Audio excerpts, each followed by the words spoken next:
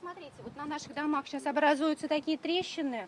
Старые дома трещат по швам, пока по соседству строят новые, уверены жители. Между улицами Галеева и Новаторов в Большом овраге возводят 4 многоэтажки и подземную парковку на 800 мест. Непосредственно у меня в квартире падала посуда с полок, была очень сильная вибрация.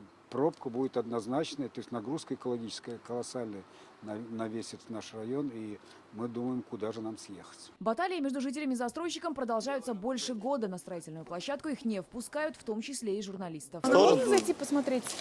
Нет, не могу вас через Почему? территорию пропустить. Почему? Без комментариев, почему? А вот в зал суда двери открыты. Сегодня уже апелляция. Жителей поддерживает прокуратура города. Надзорный орган подал иск против исполкома. Уверены, есть нарушения. По генеральному плану овраг, в котором сейчас идут работы, рекреационная зона, а значит, строить здесь нельзя. Вахитовский суд не поддержал иск. Сегодня и Верховный не встал на сторону жителей. По данному делу оставить без изменения, апелляционного представления прокурора города Казани без удовлетворения. Но жители сдаваться не собираются, будут обжаловать решение в Верховном суде России. А тем временем строительство домов продолжается, и в них начали продавать несуществующие пока квартиры. Альбина Слугараева, Марат Зайдуллин, ТНВ, Казань.